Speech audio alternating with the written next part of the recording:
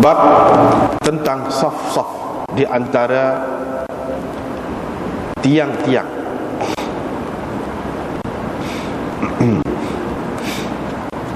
Dengan sanadnya Imam Abu Dawud meriwayatkan daripada Abdul Hamid bin Mahmud. Beliau berkata, aku telah bersembahyang bersama Anas bin Malik pada hari Jumaat. Maka kami terdesak ke tiang. Jadi kami terdesak untuk pergi ke tiang-tiang. Fataqaddamna wa ta'akhkharna. Ada di antara kami yang ke depan, ada pula di antara kami yang mundur ke belakang. Maka Anas berkata, di zaman Rasulullah SAW dahulu, kami sentiasa menjaga daripada perkara ini. Bab man yastahibu ataupun yustahabbu, bab berhubung dengan orang yang suka dia berada di belakang imam dalam saf, dan larangan ta'akhur, lewat ataupun berada di belakang. Satu lagi, bab man yustahabbu, ini bab orang yang elok dia tu berada di belakang imam dalam saf, dan larangan berada di belakang. Diriwayatkan dari Abi Mas'ud Al-Ansari, beliau berkata, Rasulullah SAW bersabda, pastikan orang-orang yang cerdik dan bijaksana di antara kamu yang mengiringiku.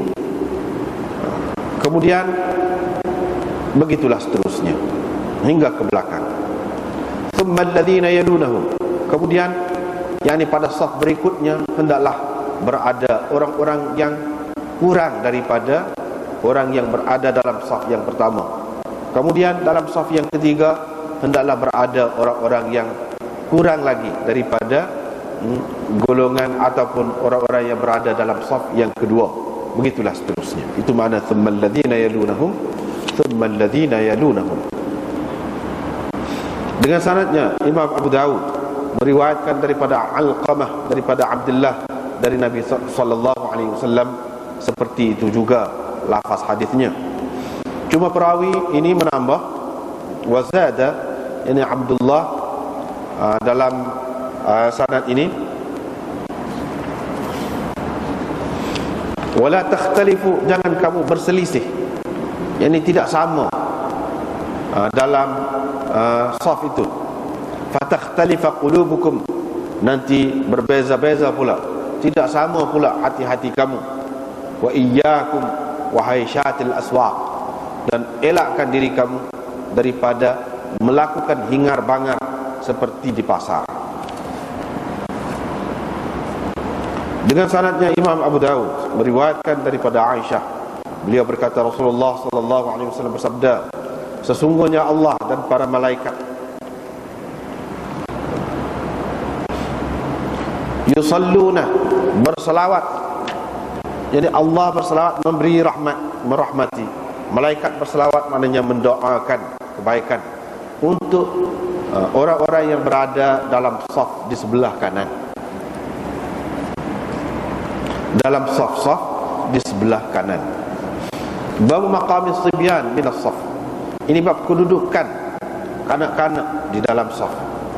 Dengan sanadnya Imam Abu Dawud meriwayatkan daripada Abdurrahman bin Ghun, beliau berkata, Abu Malik Al-Asy'ari mengatakan, mahu tak kamu aku ceritakan kepada kamu tentang sembahyang Nabi sallallahu alaihi wasallam? Qala, perawi berkata, yani Abdurrahman, fa aqama as-salata, beliau pun menyuruh orang supaya beriqamat. Fa saffar rijal, dan orang-orang lelaki membuat saf. Wa saffal ghilman khalfahum, ataupun saffar rijal, dia membuat saf orang-orang lelaki yang dewasa, dan membuat saf pula di belakang mereka itu untuk orang untuk kanak-kanak di belakang mereka. Thumma shalla bihim, kemudian dia menjadi imam kepada mereka. Selepas itu beliau zakara salatahu, menyebutkan sembahyangnya. Selepas itu beliau menyebutkan sembahyangnya. Ini kata Abu Dawud.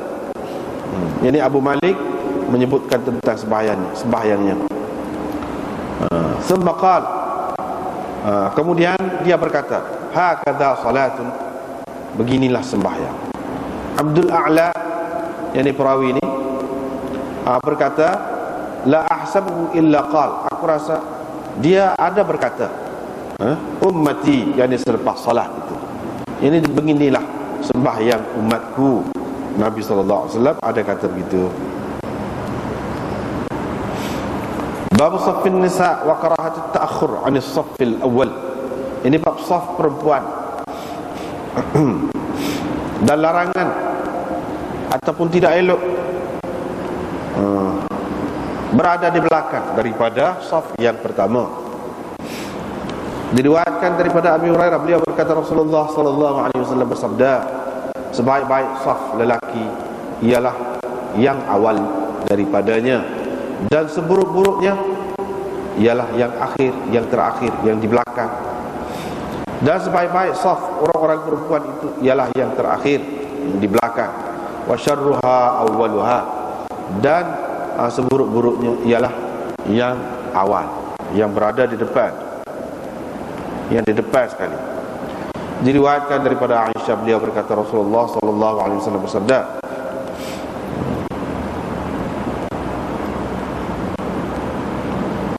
la yazalu qaumun, akan terus berada di belakang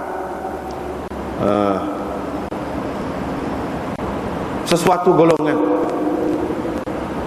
daripada saf yang pertama, sehingga akhirnya Allah membelakangkan mereka ataupun meletakkan mereka di belakang di dalam neraka.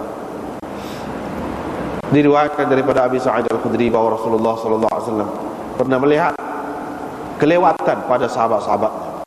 Maka baginda pun berkata kepada mereka, taqaddamu, tampil ke depan, fa'tammu bi, dan kamu ikutlah aku.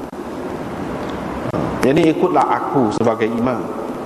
Wal ya'tamma bikum man ba'dakum, dan biarlah orang yang selepas kamu mengikut kamu pula.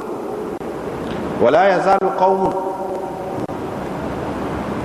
dengan terus menerus sesuatu golongan itu berada di belakang, akhirnya Allah membelakangkan, meletakkan mereka di belakang. Bau maqam imam min as-saf, ini kedudukan imam daripada saf itu. Dengan sanadnya Imam Abu Dawud meriwayatkan daripada Yahya bin Bashir bin Khallad, daripada ibunya, sesungguhnya ibunya pergi menemui Muhammad bin Ka'ab Al-Qurazi, maka dia mendengar Muhammad itu berkata, Abu Hurairah menceritakan kepadaku, katanya Rasulullah sallallahu alaihi wasallam bersabda, wasitul imam, wasitul imam, biarlah imam berada di tengah kamu, di tengah kamu. Wasuddul khalal, dan kamu tutuplah ataupun isi, kamu isi, penuhi tempat-tempat kosong ataupun ruang-ruang kosong.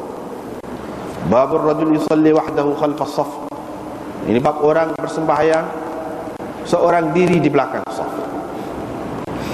Dengan sanadnya Imam Abu Dawud meriwayatkan daripada Wabisah bahawa Rasulullah sallallahu alaihi wasallam pernah melihat seseorang sedang bersembahyang seorang diri di belakang saf. Maka baginda memerintahkan supaya dia mengulangi. Sulaiman bin Harb berkata sembahyang, yakni mengulangi sembahyangnya. Babur rajul, ini bab orang yang rokok di belakang saf, yakni sebelum sampai kepada saf. Dengan sanadnya Imam Abu Dawud meriwayatkan daripada Al-Hasan, sesungguhnya Abu Bakrah menceritakan bahawa dia masuk ke masjid ketika itu Nabi SAW sedang rokok. Qala, beliau berkata, yakni Abu Bakrah berkata, maka aku pun rokok duna saf, sebelum sampai kepada saf ataupun di belakang saf. Faqala Nabi SAW, selepas sembahyang Nabi SAW bersabda, zadakallahu hirsan wala ta'ud. Semoga Allah menambahkan lagi keinginanmu, keinginanmu yang amat sangat itu kepada ibadat. Wala ta'ud, jangan kamu ulangi lagi. Dengan sanadnya Imam Abu Dawud meriwayatkan daripada Al-Hasan lagi, sesungguhnya Abu Bakrah pergi yakni ke masjid ketika Rasulullah sallallahu alaihi wasallam sedang rukuk. Maka rukuklah dia sebelum sampai ke shaf. Kemudian dia berjalan ke shaf itu. Apabila Nabi sallallahu alaihi wasallam selesai bersembahyang, baginda berkata, siapakah di antara kamu yang rukuk sebelum sampai kepada shaf? Kemudian dia berjalan kepada shaf.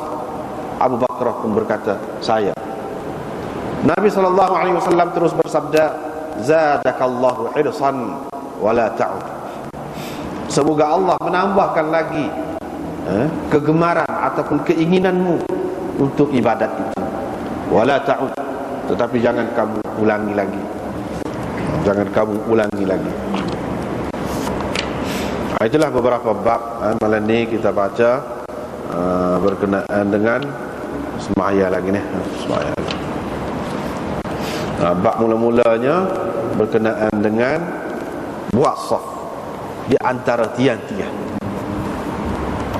Lagu mana? Itu lah misalnya. Tu tiang. Tu tiang masjid. Jadi celah.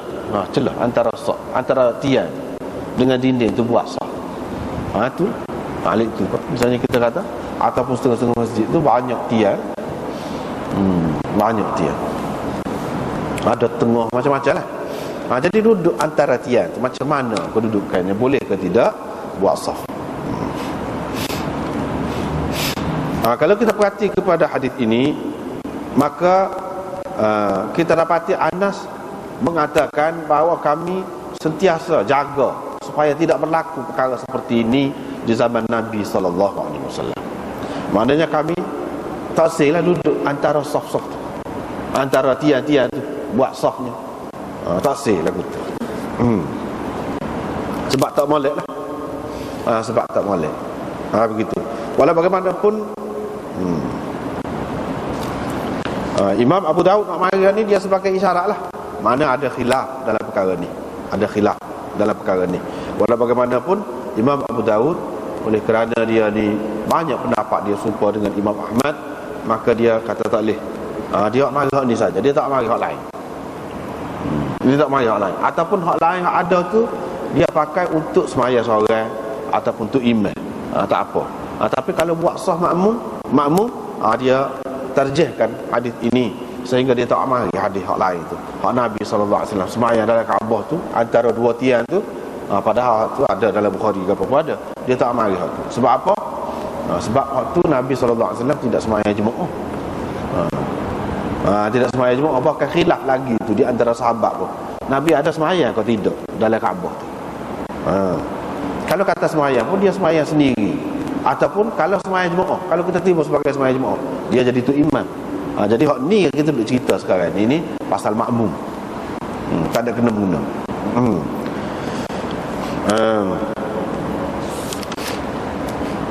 Berkenaan dengan semaya di antara tiang-tiang ni ada khilaf. Imam Tirmizi dalam sunan dia sebut selepas kemukakan hadis ini, dia kata waqad kariha qaumun min ahli al-ilm an yusaff baina sawari. Segolongan dari kalangan ahli ilmu pada tidak suka, menganggap makruh ataupun melarang. Kariha tu dalam kitab-kitab hadis mana melarang, boleh. Kebanyakannya makna larangan lah. Dan larangan itu boleh dengan makna tahrimi pun boleh, tanzihi pun boleh. Dibuat saf di antara tiang-tiang. Wa bihi qala Ahmad wa Ishaq. Dia kata itulah pendapat Ahmad dan Ishaq. Kita nampak sini Imam Abu Dawud pun dia buat mari hak ni. Hak ni so. Maknanya dia pun cenderung ke situ. Dia nak ayat gitu. Dia nak ayat gitu. Bukan bermakna tak ada hadis dah hak lain, tak ada. Tak. Dia nak cerita dia pegang hak tu lah, pegangan dia. Dan dalam perkara ni walau bagaimanapun ada khilaf. Sebab tu dia buat bab. Ada khilaf. Dalil orang lain tu tengok kitab dia lah. Mana kira gitu. Kadang-kadang Imam Abu Dawud mari, kadang-kadang dia tidak mari. Sebab apa?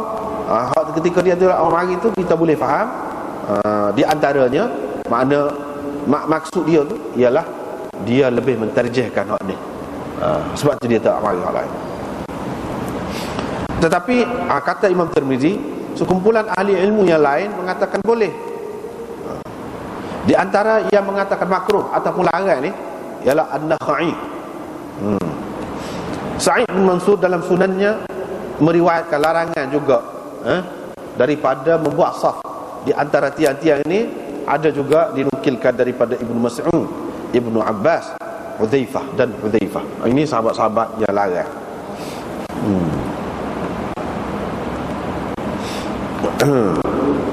Tetapi Imam Abu Hanifah, Malik, Syafi'i, Ibnu Al-Munzir, mereka katakan boleh, tak apa. Duduk antara tiang-tiang itu, asalkan tidak duduk seorang. Kalau ada beberapa orang jadi saf dah, tak apa dah. 2 orang tak apa dah. Mereka kiaskan dengan imam dan munfarid. Orang sembahyang seorang. Jadi dia ni berdalil dia, mana dalil dia? Dalil dianya ia kiaskan dengan imam dan munfarid. Orang sembahyang seorang. Mereka kata ada sabit, mana ada hadis yang sahih bahawa Nabi SAW telah bersembahyang dalam Kaabah di antara 2 tiang. Di antara ulama yang mengharukan sembahyang di antara tiang ni ialah Hasan Ibnu Sirin. Kalau kata Hasan ni dalam kitab-kitab hadis maksudnya Hasan Basri, Ibnu Sirin, Sa'id bin Jubair, Ibrahim At-Taimi, Suwaid bin Ghafalah. Mereka ini bahkan menjadi imam. Kalau dia jadi imam, dia duduk di antara 2 tiang itu pun ada. Tapi itu golongan yang pertama tadi kata kalau sembahyang seorang ataupun jadi imam itu kita kata tak apa. Ini masalah kalau nak buat saf ni. Tapi Ibn al-Arabi kata, dia kata tidak ada khilaf tentang harusnya pada ketika sempit. Dalam keadaan kesempitan bersesak-sesak sangat, mana harus kalau duduk di antara tiang tu. Bagi orang yang mengatakan yang larang pun dia kata boleh juga. Bukanlah siapa tak sah sembahyang itu, tidak. Bukanlah siapa tak sah sembahyang kalau dalam keadaan kita kata bersesak-sesak ataupun sempit sangat. Adapun pada ketika lega, maka makruh di sisi mereka yang tadi makruh. Kalau seorang antara 2 tiang itu tak apa. Begitulah. Jadi pegangan mereka yang mengatakan makruh ataupun terlarang itu, iaitu hadis inilah, dan hadis juga hadis yang dikemukakan oleh Ibnu Majah daripada Muawiyah bin Qurrah daripada ayahnya. Beliau berkata, kami dilarang daripada membuat saf di antara tiang-tiang di zaman Rasulullah sallallahu alaihi wasallam. Bahkan kami dihalau, disergah. Kalau ada duduk di antara tiang, suruh lari, suruh pergi ke tempat lain. Lagi ada riwayat lagi, iaitu dikemukakan oleh Hakim dan dikatakan sahih, dihukum sahih olehnya, daripada hadis Anas dengan lafaz, kami nunha 'anis salati bainas sawari wa nutrad 'anha. Mana kami dilarang daripada bersembahyang di antara tiang-tiang dan kami dihalau daripada bersembahyang di situ. Di zaman Nabi lah maksudnya. Begitulah hadis-hadis banyaklah.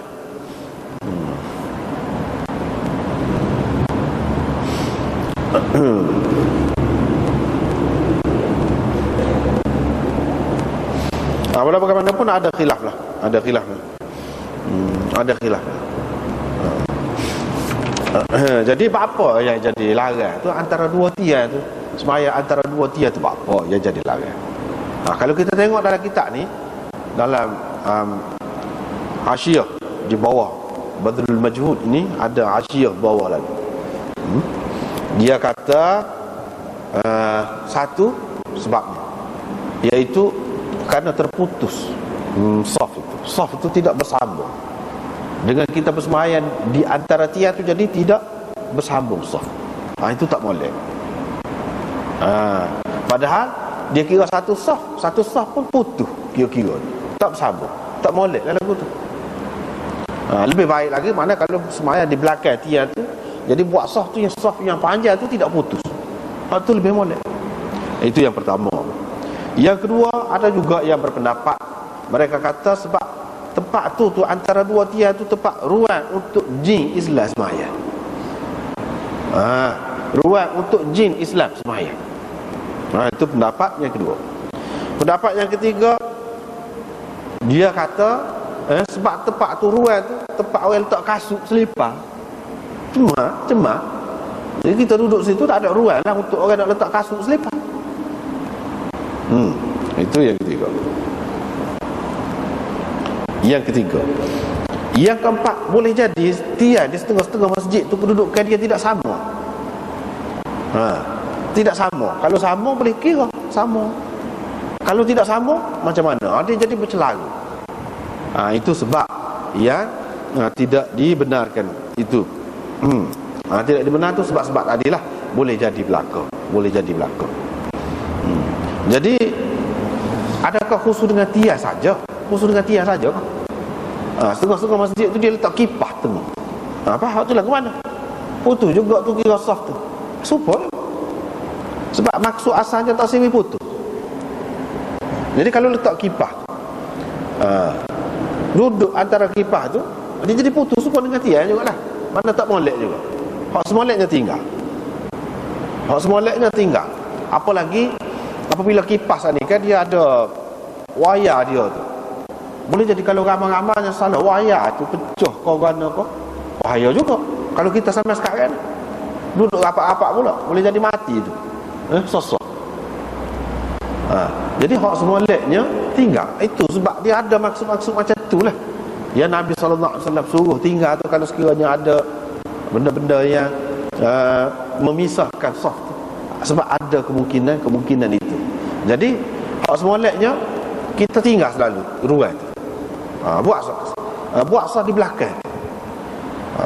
Selain daripada tu, kalau mengikut pengamatan kita lah, kalau buat saf juga boleh jadi saf tu dia tidak penuh molek. Sebab ada orang nak pergi, ada orang tak pergi. Jadi tak molek lah lagu tu. Sebab tu lah dulu lagi hak senangnya tinggal ruang tu. Tinggal. Tetapi kalaulah kita kata macam dalam masjid ni, dia boleh jadi saf juga tu di situ. Dah bersama molek dah. Terutama kalau ada misalnya kita kata jalur ni. Jalur tu mana orang maklum dah tu. Itulah safnya. Untuk senang lagi. Walaupun hak asalnya tak ada buat jalur-jalur lagu ni. Hak semoleknya tak ada jalur pun betul juga. Betul dengan sendirinya lah. Tetapi dengan ada hak ni lebih memudahkan lagi kepada hak man tak berapa reti pun dia akan faham dengan sendirinya. Jadi itulah mengikut saf tu. Dia boleh buat tak jadi terganggu ni setengah-setengah masjid. Tetapi tiada setengah-setengah masjid tu mungkin jadi terganggu. Jadi kalau dalam keadaan terganggu ataupun tidak jadi betul molek dengan sebab duduk di antara tiang tadi, baik tinggal ruang tu. Dengan cara lagu mana? Supaya tidak jadi orang dia serba salah bubuh apa-apa. Kalau di luar negeri dia letak tempat kasut ke apa ke situ, ataupun kita letak rak ke apa ke, barulah orang tak pergi. Senang, selesai masalah. Dengan cara kita buat halangan selalu. Itu pun satu cara jugalah. Tetapi kalau nak juga sebenarnya kita perhati sini, tidak ada larangan. Itu larangan dengan arti tak boleh langsung, tidak. Takut jadi tak betul saf itu. Yang pertama. Yang kedua, biasanya kalau ada lagu tu kita perhati pun memang gitu. Ada kipah ke apa, orang akan duduk tidak penuh situ. Ada nak pergi, ada tidak pergi. Jadi ada ruang. Waktu yang sebab jadi tak molek tu. Kalau sekiranya jaga molek, cuma tinggal tu tempat tiang tu sajalah. Alik sana tu memang penuh molek. Ataupun tempat kipah tu saja, waktu saja tinggal. Hak lain tu penuh molek, maka tidak jadi masalah sebenarnya. Masalah tiang ataupun kipah ataupun ada apa-apa di tengah tu tidak jadi masalah. Yang takut jadi tidak penuh saf itu, ataupun jadi belok saf. Hak tu hak sebenarnya.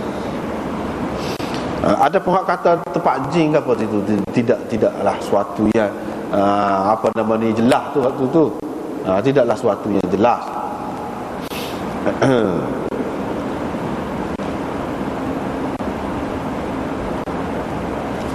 Gitulah. Seterusnya, bab orang yang digalakkan ataupun elok dia ni berada di belakang imam dalam saf. Dan larangan berada di belakang. Mana orang ni Larangan berada di belakang. Hadis yang mula-mula ni, iaitu Nabi SAW bersabda, pastikan, sebab dia ada nun taukid itu pada fi'il, liyanni, pastikan orang-orang yang cerdik dan bijaksana di antara kamu yang mengiringiku di dalam saf, yakni yang berada di belakangku dalam saf yang pertama itu. Tuan Nabi SAW. Jadi orang-orang ni memang digalakkan, molek sangat dia duduk depan, alik belakang tu imam. Tak molek lah dia dari belakang. Lepas pada tu hak kurang sikit, lepas pada tu hak kurang sikit daripada saf yang sebelumnya. Itulah kalau nak kira tertib yang paling baik, yang paling ideal. Dan hak Nabi SAW sebenarnya nak tengok pada umat dia, untuk berjaya lagu itulah hak sebenarnya dalam gerak kerja lah. Dalam gerak kerja, bukan masalah dalam sembahyang saja, dalam gerak kerja dia, dalam pertubuhan dia, dalam persatuan dia, dalam sistem pengajian dia kena ada gitu. Pelapis tu orang kata, pelapis hak mula-mula tu hak paling kemah, kira-kira hak boleh ganti dia lah. Hak yang kedua tu kurang sikit, yang ketiga tu kurang lagi, begitulah seterusnya. Itu isyarat kepada Nabi SAW ni sebenarnya melalui sistem sembahyang ni, iqamatis salat ataupun iqamis salah ni, dia mahu membentuk satu masyarakat yang ada ketua, dan hidup di dalam kumpulan yang berdisiplin dan ada pelapis dia. Gitu maksud dia nya. Jadi dalam saf yang pertama hak naknya hak paling cerdik. Sebab apa? Sebab kalau itu hak dia naknya. Padahal dalam hadis yang umum dia galakkan suruh pergi ambil saf yang pertama tu siapa-siapa pun. Dia galakkan secara umum. Tapi di sini dia kata hendaklah, macam perintah dia pun. Situlah yang ahli-ahli hikmat, ahli-ahli falsafah hukum Islam tu dia perhati benda-benda gitulah. Kalau kata saf yang pertama tu lebih, tu bukan semata-mata saf yang pertama dengan tak kira siapa-siapa. Saf yang pertama tu jadi lebih tu pasal apa? Pasal dia tu adalah orang-orang yang memang lebih utama. Kalau dia tidak pun dia kena berazam, dia kena bercita-cita, bertekad untuk melayakkan diri dia dengan supaya serupa dengan orang-orang yang layak duduk dalam saf yang pertama. Itu makna dia. Sebab Nabi SAW kata di sini, pastikan biar ada di belakang orang yang cerdik dan bijaksana di antara kamu. Lepas pada tu hak kurang pada tu, lepas pada tu hak kurang lagi daripada tu. Ini menunjukkan dia ada nak benda lain, bukan semata-mata saf yang pertama tu saja.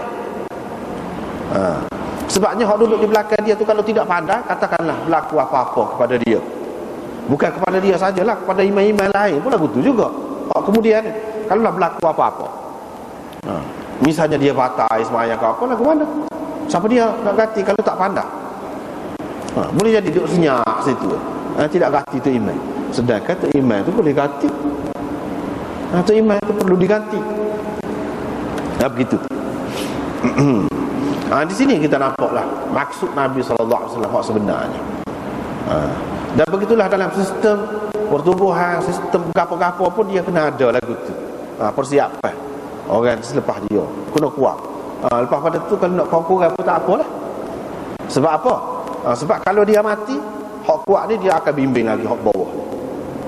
Hak mula-mula seorang imam tu, bawah dia ramai. Hak ni kena kemah. Sebab hak kalau imam ni mati, orang lain boleh ganti. Hak daripada saf yang pertama, saf yang pertama ni boleh bina pula saf yang kedua, saf yang kedua boleh bina pula saf yang ketiga. Begitulah seterusnya. Mana isyarat kepada dari segi generasi zaman pun ialah juga. Mana hak depan sekali tu kira hak paling tua lah. Lepas tu hak muda sikit, kira-kiranya hak muda tu lambat sikit mati. Hak belakang tu begitulah seterusnya. Mana dia boleh jaga orang hak kemudian. Itu maknanya dalam saf, dalam sembahyang jemaah tu, bukan semata-mata saf begitu je. Besar makna dia, besar makna dia. Dan kalaulah mana orang tu mengambil kira hadis ni, boleh jadi dia takut tu nak pergi dalam saf yang pertama.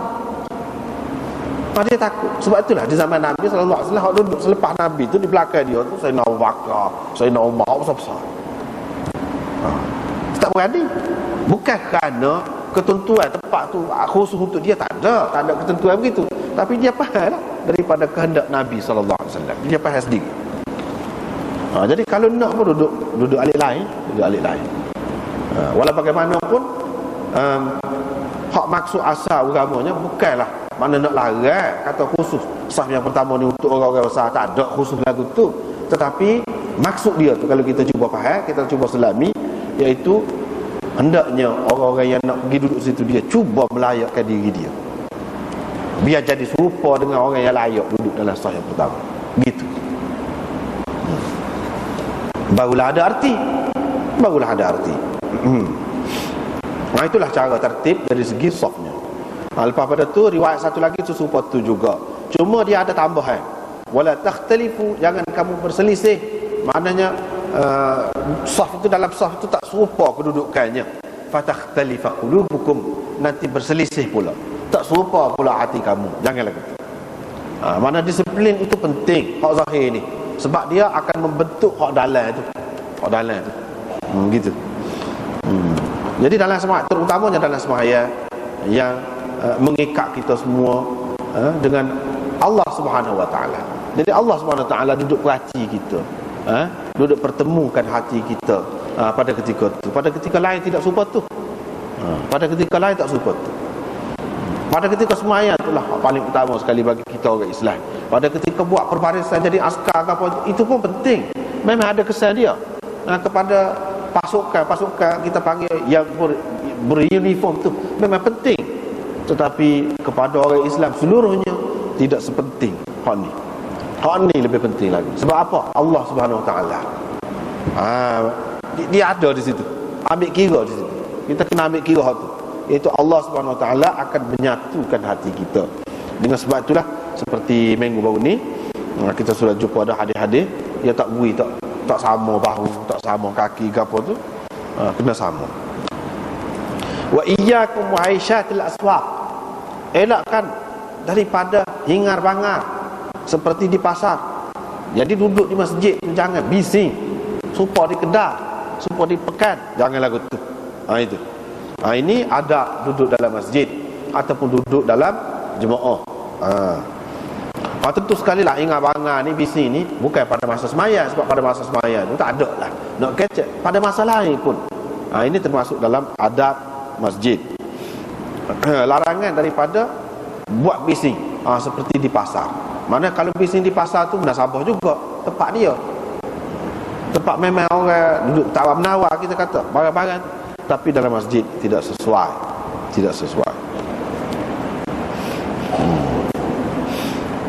Itu satu.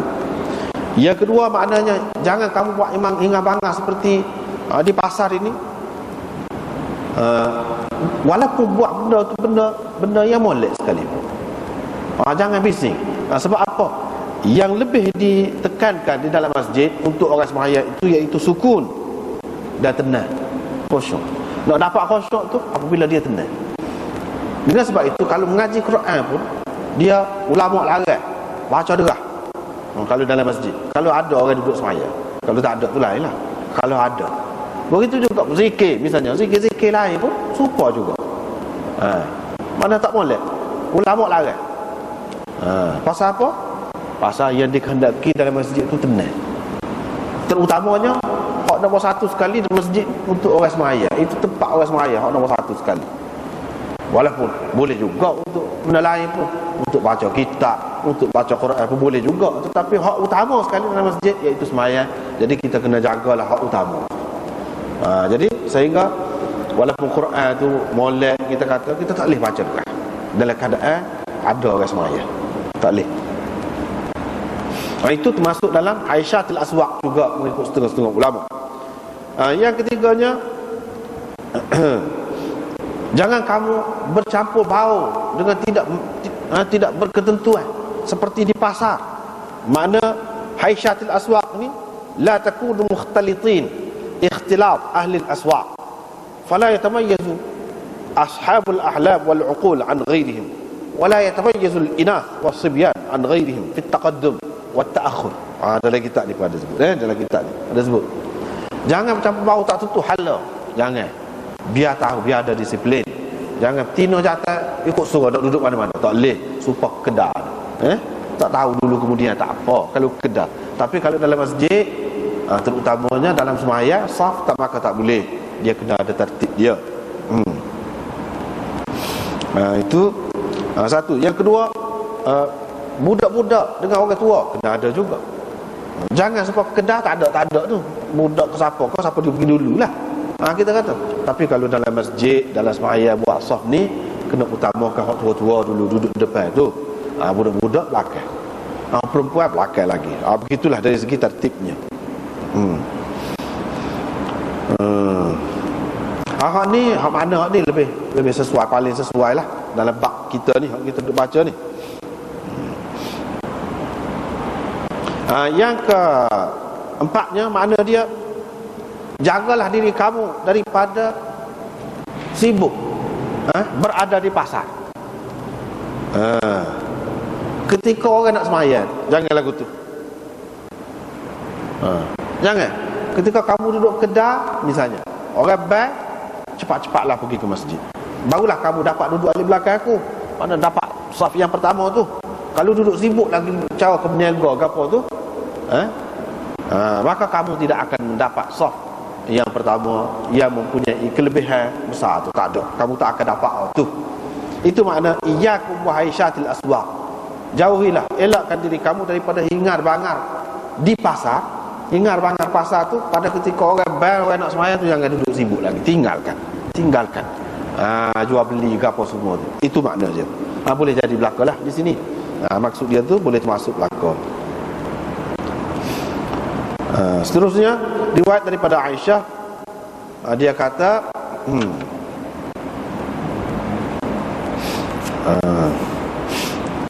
Allah dan malaikat berselawat kepada saf-saf di sebelah kanan. Ini menunjukkan saf sebelah kanan ni lebih afdal lagi daripada saf sebelah kiri. Kalau saf yang pertama memang lebih daripada saf yang kedua. Dalam saf yang pertama tu mana lebih? Hak lebihnya saf alik kanan. Alik kanan. Saf yang pertama alik kanan. Begitu juga saf kedua, mana lebih? Alik kanan dia. Begitulah seterusnya. Begitulah seterusnya.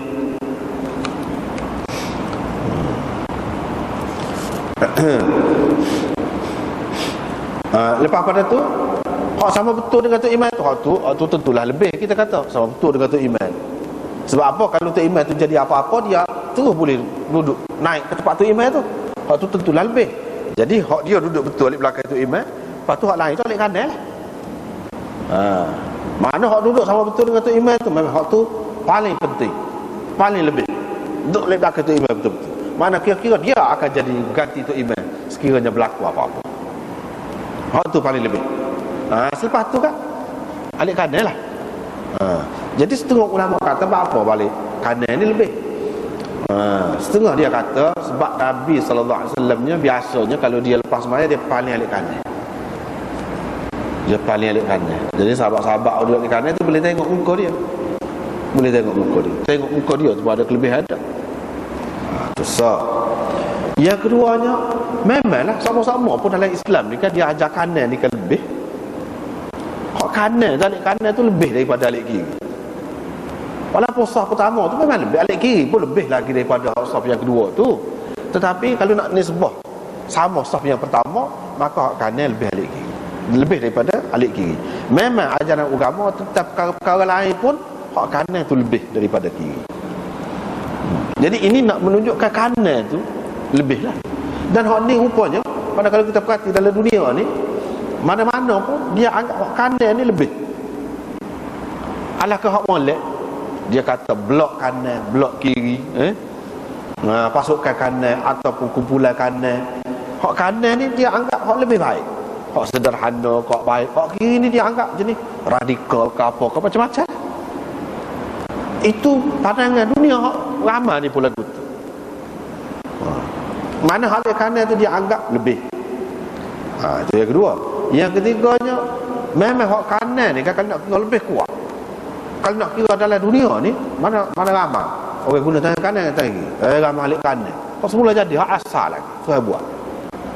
Maksud dia sini Dia nak rayaknya hak kuat, penyokong yang kuat, lebih kuat daripada yang lain. Hak tu lebih utama.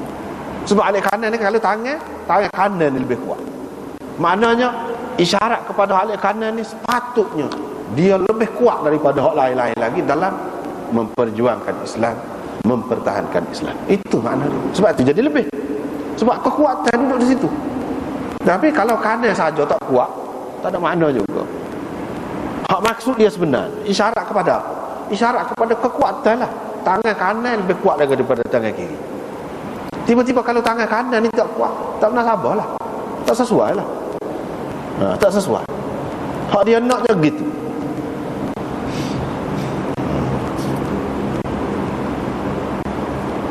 Sebab itulah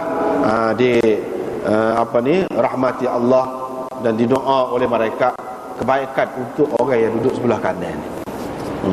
Kena sedarlah. Sebab itu kalau kita ingat kepada hikmah dan falsafah hukum tu, mana kita jadi berasa berat juga sesuatu perkara tu, bukan senang. Tapi secara umum tu memang senang lah, nampak boleh pahala banyak duduk saya pertama, duduk alik kanan lebih molek. Sebab tu orang Islam tak berubah sama, sebab tak faham hak tu. Tapi kalau kita perhati hadis ni, memang nampak maksud dia, maksud sebenar supaya hidup dalam kenyataan dia gitu. Dalam kenyataan dia gitu. Gitu.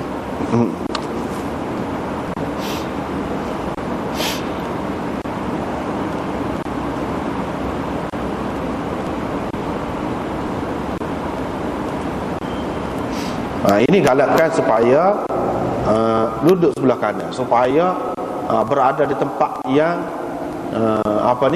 pentinglah dalam agama, tempat yang penting dalam agama. Itu maksudnya. Babu maqamis sibyan min as-saf, kedudukan kanak-kanak dalam saf. Duduk mana? Jadi Abu Malik Al-Asy'ari, sahabat ni, dia tunjuk kepada orang kemudian daripada dia tentang sembahyang Nabi sallallahu alaihi wasallam. Buat lagu mana? Dia buatlah. Mula-mula buat saf orang lelaki dewasa. Lepas tu saf kanak-kanak hak belum dewasa di belakang mereka. Lepas tu dia pun sembahyang, dia pun rayak. Ginilah sembahyang Nabi sallallahu alaihi wasallam. Ataupun dia kata Nabi sallallahu alaihi wasallam sebut itulah sembahyang, beginilah sembahyang umatku. Beginilah dari segi kedudukan saf-safnya, gitulah.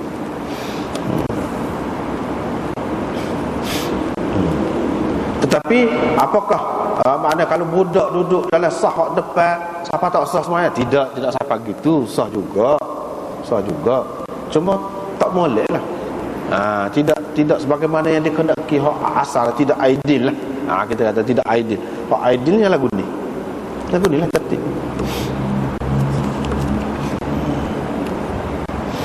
Sebab apa kita tengok dalam hadis-hadis yang lain, Ibnu Abbas dia kata dia tak balik lagi, dia pergi masuk dalam saf yang pertama. Tak ada siapa-siapa larang, kata apa-apa pun dia. Ada juga hadis itu. Ini menunjukkan tak apa. Yang jadi lebih duduk dalam saf yang pertama itu sebab apa? Sebab dia boleh belajar daripada Nabi sallallahu alaihi wasallam. Tengok Nabi sendiri gerak-geri dia macam mana. Itu dari segi hak sembahyang lah, berkait dengan sembahyang.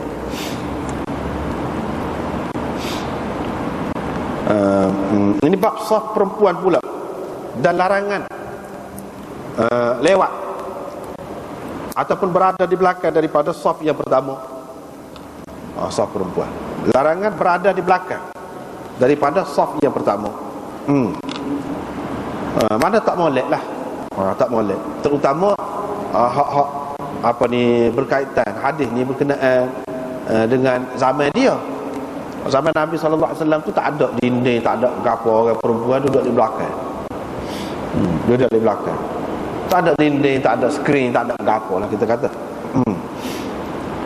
Jadi itulah mari hadis ini. Sebaik-baik saf lelaki ialah yang pertama dan seterusnya yang kita baca tadi. Sebab seburuk-buruk tu duduk di belakang tu biasanya zaman Nabi, berlaku di zaman Nabi sallallahu alaihi wasallam. Orang-orang munafik. Dia mari semai dia duduk di belakang. Hak tidak masuk Islam molek lah. Dia duduk di belakang. Dia nak mengorak kau retin. Memang ada. Dalam hadis disebutkan begitu. Dia rokok tu dia tengok ke celah tangan. Dia tengok di belakang. Hak perempuan tu pula betul juga. Sebab tu dia katakan sejahat-jahat ataupun seburuk-buruk sah perempuan, iaitu sah hak pertama. Hak ni berkaitan khusus dengan zaman dia tu, dalam keadaan tu. bukan untuk sama-sama, tak. Bukan untuk sama-sama, bukan untuk semua tempat, tak. Pada masa itu. Tapi kalaulah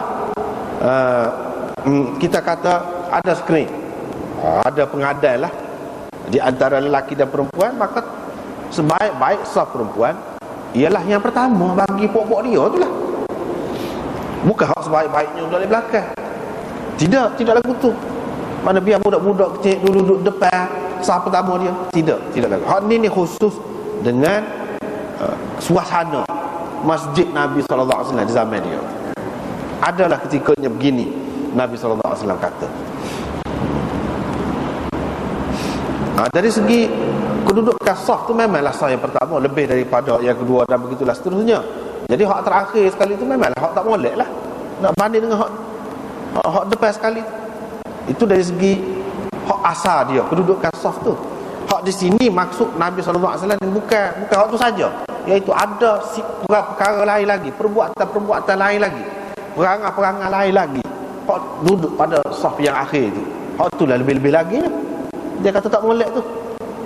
Ada pula hak perempuan dan hak laki-laki tu begitu. Sebab tu dia kata khairu sufufir rijal awwaluha wa syarruha akhiruha.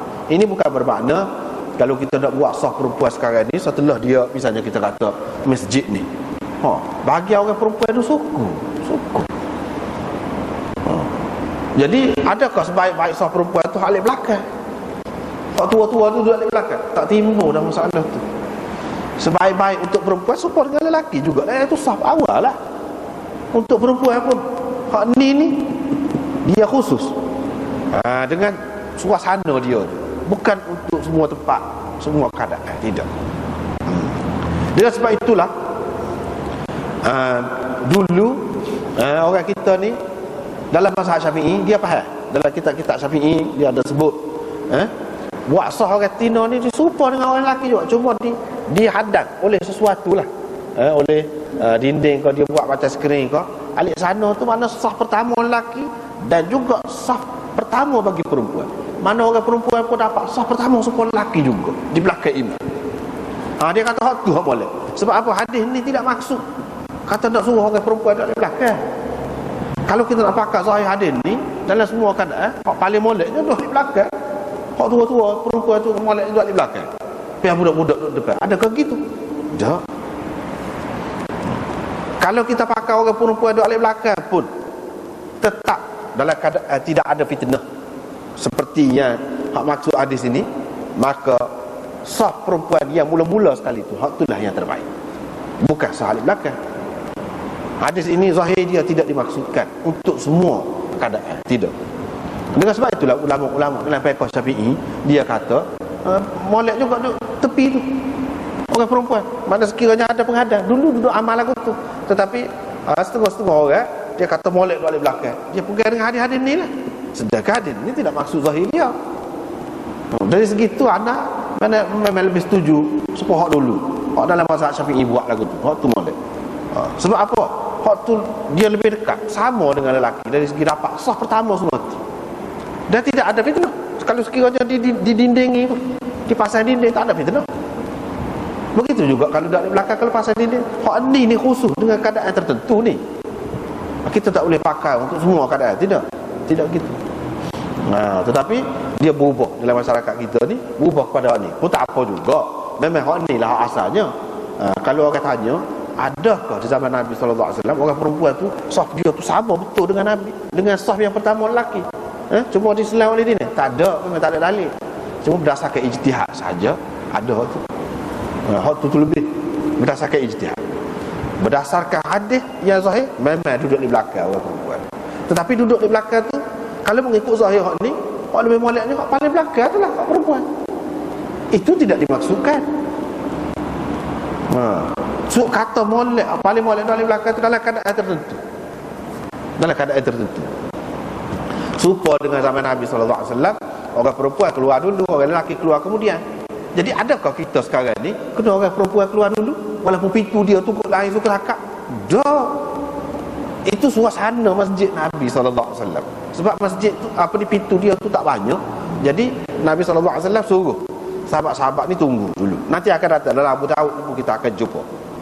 Biar orang perempuan tu keluar dulu. Bukan makna orang lelaki tak boleh keluar. Lepas semaya tu boleh keluar, tidak.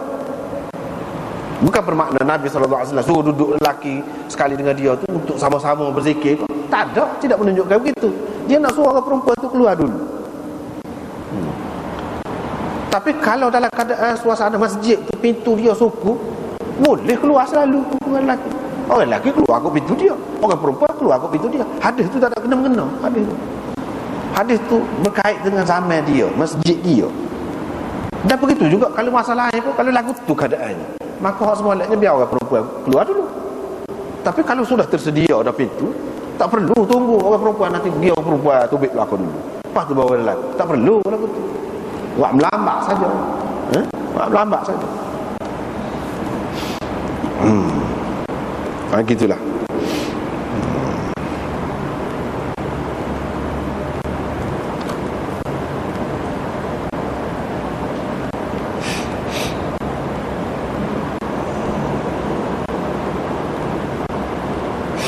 Jadi saf yang pertama, sebaik-baik saf ini, saf yang pertama. Saf yang pertama ni lagu mana? Jadi mengikut setengah ulamanya, saf yang pertama ni saf yang betul-betul bersambung.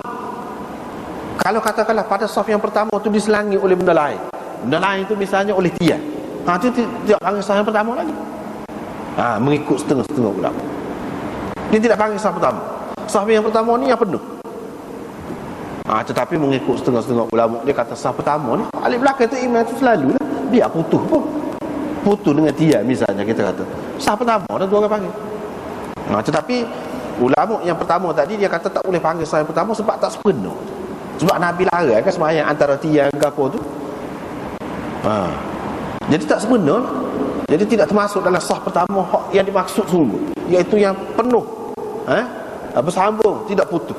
Sebab itulah golongan yang pertama kata yang dimaksudkan dengan sah yang pertama yang tidak putus. Kalau putus, kebetulan dia sah pertama, bukan. Mana hak selepas tu? Kata dia. Hak yang kedua tu jadi yang pertama. Pula dia kata.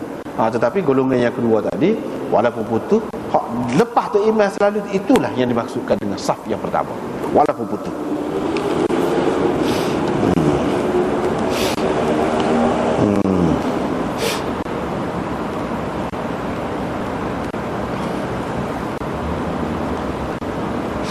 Lepas tu takut ginilah, setengah-setengah masjid tu kan membar dia tu jala keluar gitu.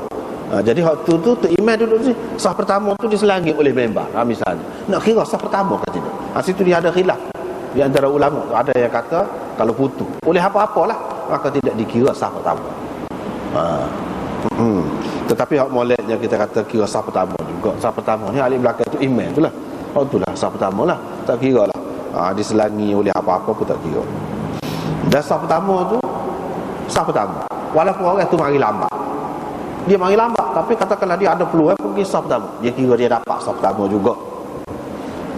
Dia kira dia dapat sah pertama. Katakanlah orang tu dari belakang, tetapi sah pertama dia kosong, dia pergi berjalan, pergi berjalan, masuk tengah-tengah orang duduk sembahyang dah, dia mari lewat, tapi dia pergi masuk ke jelas-jelas tu, dah orang tidak isi tempat kosong tadi, dia dapat juga sah pertama walaupun dia mari lewat. Pasal dia kira sah yang pertama ni iaitu hak alif belakang tu imam, mari lewat ke mari dulu tak kira. Begitu juga orang kalau duduk dalam sah yang pertama, lepas tu kalau dia keluar kerana sesuatu, dia pergi ambil air semaya ke apa kau, kita kata lalu dia mari dia duduk di belakang, dia tidak dapat sah pertama gitu. Dia tidak dapat sah yang pertama.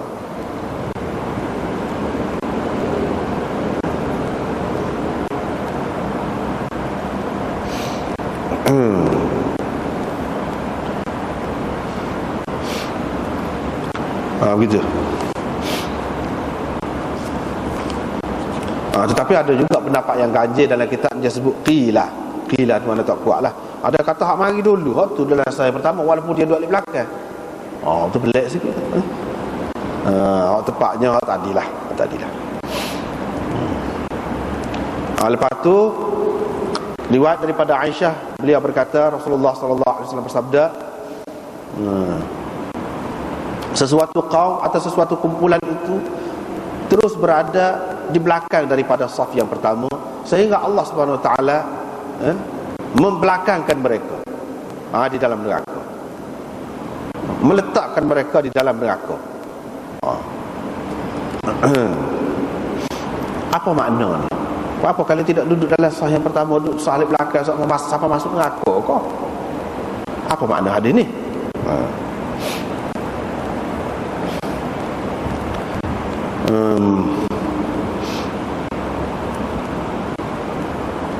Hadis ini sebenarnya dia merupakan isyarat lah, isyarat orang yang duduk depan tu, saf yang pertama tu, maknanya orang yang bersungguh-sungguh nak buat agama, meninggalkan maksiat, meninggalkan perkara yang diharamkan, bersungguh-sungguh. Dengan sendirinya dia akan masuk syurga, sesuai dengan duduk depan. Dan maksud duduk di belakang ni orang yang tidak ambil berat tentang agama. Dia tidak berasa penting duduk di bahagian yang pertama. Sehingga dalam kehidupan dia pun begitu juga. Tidak jaga maksiat, tidak gomo nak buat kebajikan ke apa. Seperti mana dia tidak gomo untuk semaya tu duduk dalam saf pertama. Tetapi kalau dia tu semata-mata duduk di belakang semua, tetapi gol lain dia buat depan, dah tak ada tinggal, tak ada buat benda yang dilarang, tak ada sampai masuk neraka tu, tak ada. Hak ni maksudnya isyarat duduk di belakang tu, mana belakang jugalah dia dari segi agama ni, gapo-gapo. Tak heranlah, tak penting agama. Maka boleh jadi dia masuk neraka, boleh jadi masuk neraka. Apabila masuk neraka tu, Allah SWT tidak akan mengeluarkan, maksudnya daripada neraka. Bila masuk neraka, Allah SWT tidak keluarkan dia mula-mula, tapi keluar mana dalam kumpulan hak belakang juga. Jadi hak masuk neraka ni pun banyak macam juga. Ada juga hak keluar dulu, dia ni masuk neraka juga, tapi keluar kemudian. Keluar kemudian. Isyarat kepada orang yang nak agama ni, duduk depan setengah-setengah perkara, tentu dia ada kelebihan. Tentu dia ada kelebihan. Dia sudah minat dah, sudah nak pada agama, sungguh untuk agama. Sebab tu dia duduk depan. Jadi kira-kiranya bila kalau dia masuk neraka pun dia dalam keadaan dia ada kelebihan juga. Kalau dia keluar, maka dia keluar dulu daripada orang lain. Sebab apa? Dia ada juga kelebihan. Tapi orang yang hanya mikir duduk di belakang saja tu, dia tak ada kelebihan. Dengan sebab itu keluar daripada neraka pun kemudian.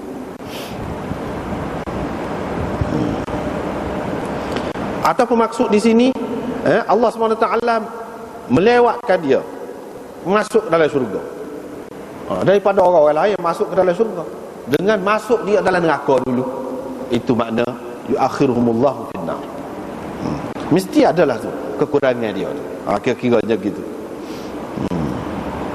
Ataupun maksud dia, Allah SWT membelakangkan dia dalam neraka. Dalam neraka tu maknanya duduk di tempat yang teruk daripada orang lain lah.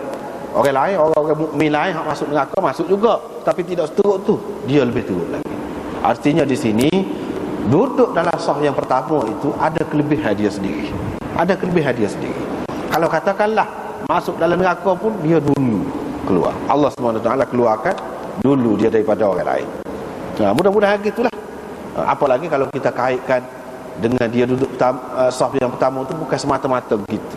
Bahkan ada sesuatu memang dia ke depan daripada orang lain dalam agama ni, dia buat. Maka harap-harapnya dia akan dululah daripada orang lain. Kalau masuk neraka pun keluar daripada neraka tu. Hak satu lagi tu pun begitu juga. Cumanya di sini Nabi SAW suruh naik ke depan. Supaya apa? Supaya kamu dapat ikut aku, tengok aku. Lepas pada tu, lepas pada aku mati, orang kemudian pula boleh tengok kamu pula. Yang ni kamu buat tu dengan yakin. Kamu boleh kata aku sendiri tengok Nabi SAW duduk gini, tayak ni duduk gini misalnya, kamu boleh sebut. Tapi kalau duduk di belakang tak nampak. Kalau kata nampak pun nampak orang duduk depan dia lah, bukan nampak Nabi SAW sendiri. Kalau nampak orang duduk depan dia tu, macam-macam keadaannya. Boleh jadi orang tu uzur ke apa-apa, dia tidak duduk seperti Nabi. Sebab boleh juga duduk lagu lain.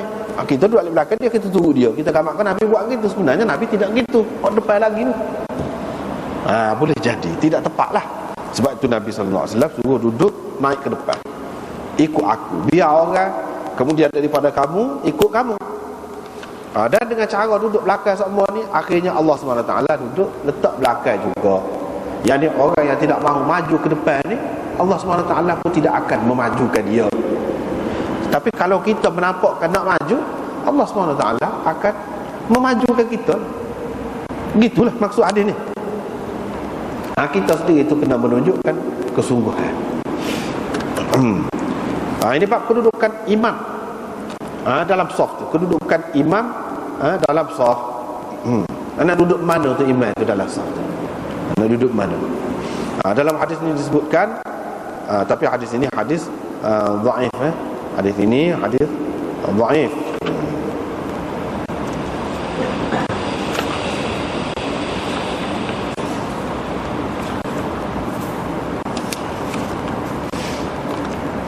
Sebab apa? Perawi dia tu majhul.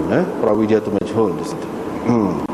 Yahya bin Bashir bin Khallad, Yahya bin Sa'id Al-Qattan kata dia ni majhul. Mak dia tu pun majhul juga. Duk mana tu imam? Tetapi dari segi amalannya pakar ni, ni sanad ini saja yang dhaif. Hadis-hadis yang lain banyak lagi yang makna dia serupa dengan hal ni. Yang ni wasitul imam. Dia imam itu kedudukan dengan kamunya duduk di tengah. Mana kalau kamu buat saf, imam itu duduk tengah saf. Gitu. Imam itu biar duduk di tengah saf. Mana imam itu duduk depan, tapi kira-kiranya duduk membetuli tengah saf. Gitu. Jangan imam itu duduk balik tepi. Tidak tengah. Tepi balik kanan saf kah? Jadi alik ni banyaklah, alik kanan tu sikit yang tinggal. Janganlah gitu. Biar duduk tengah. Gitu. Itu satu makna dia. Satu lagi makna dia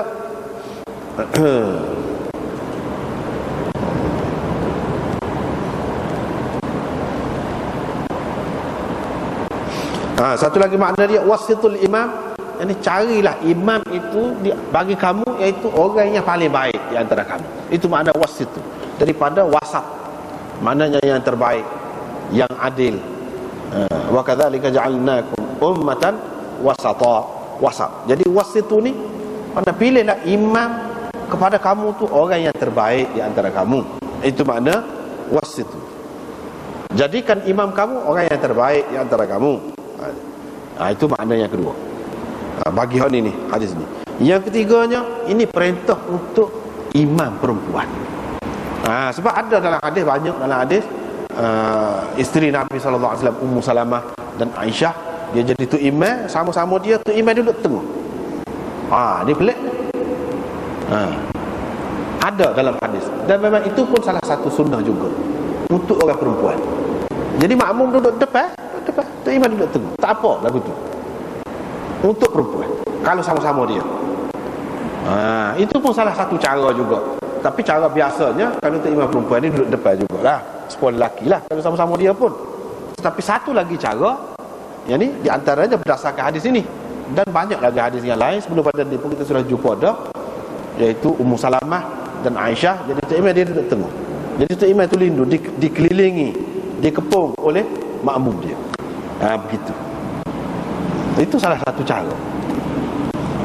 Tapi cara itu kita rasa, walaupun ada dalam hadis, dan setengah ulama terima, tidak lebih baik daripada cara hak biasa yang umumnya, iaitu tu imam perempuan pun duduk depan juga sama-sama dia, supaya mudah nampak.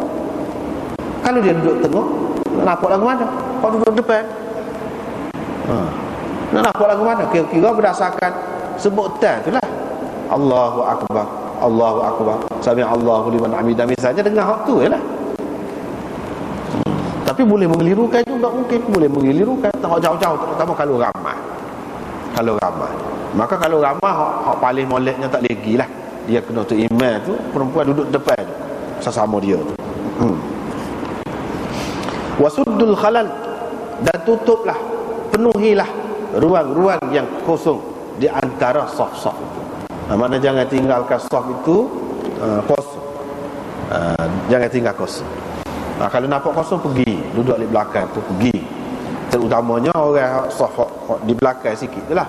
Dia kena pergilah sebab baru ni lah kita ayat dah. Kalau dalam semaya pun maknanya moleknya naik. Jangan tinggal kosong. Kalau tinggal kosong, Nabi SAW nampak syaitan duduk celah tu.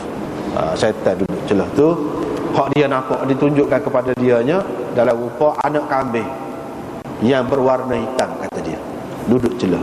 Jadi kita jangan bagi ruang itu. Ruang kosong. Itulah perintah dalam hadis ini.